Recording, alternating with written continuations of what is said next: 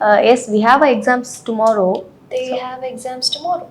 So we are planning to have a group study by this evening. They are planning to have group studies by this evening.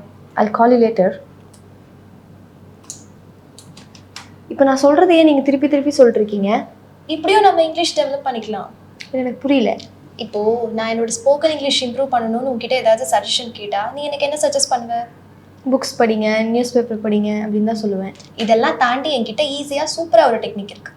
அது என்ன technique? அந்த technique கற்றுக்கிறதுக்கு நீங்கள் ரெடியா? This is Ritanya and Jasmine from AngloFone.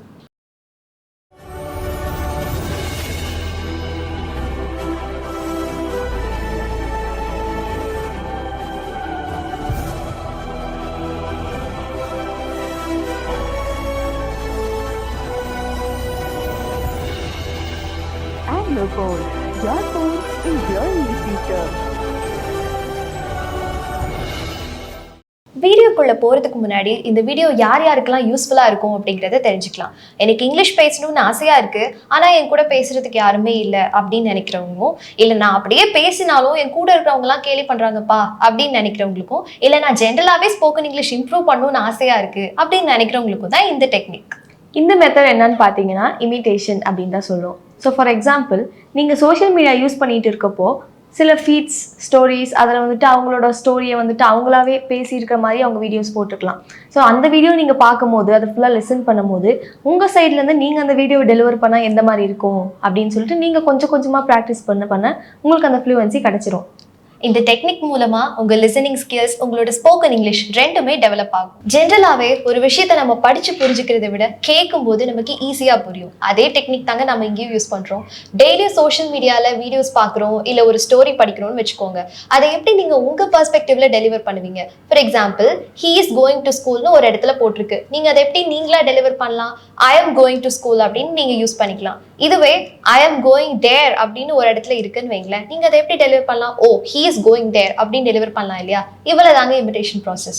So இந்த imitation sentence நீங்கள் வந்துட்டு படிக்கும் போது த ஹோல் சென்டென்ஸ் நீங்கள் படிக்கிறதுக்கு முன்னாடி சின்ன சின்ன சென்டென்சஸில் ஆரம்பித்து ஒரு லாங் சென்டென்ஸ் வந்து அண்ட் தென் த ஹோல் சென்டென்ஸை நீங்கள் ப்ராக்டிஸ் பண்ணினீங்கன்னா உங்களுக்கு ஈஸியாக அந்த ஒரு ஃப்ளூவன்சி அண்ட் அந்த ஒரு ஃப்ளோ கிடச்சிரும். ஸோ ஏற்கனவே சொன்ன மாதிரி short sentences, long sentences and the whole speech, இப்படி தான் இந்த ஹோல் டெக்னிக்கே ஃப்ளோ ஆக போகுது. ஸோ இப்போ நாங்கள் அதில் சில எக்ஸாம்பிள்ஸ் உங்களுக்காக வச்சுருக்கோம். So let's start with short sentences. I am running to school. He is running to school. I want to go. He wants to go. I am a doctor. He is a doctor. My brother went to school. His brother went to school. I bought a pen. He bought a pen. Short சென்டென்சஸ்க்கான இமிட்டேஷன்ஸ்லாம் நம்ம என்னன்னு பார்த்தோம். அடுத்து நம்ம long சென்டென்சஸ்க்கான imitations பார்க்கலாமா? I watched a movie last night. It was a horror movie, so I was scared to go to bed. I felt like someone hiding under my bed. He watched a movie last night.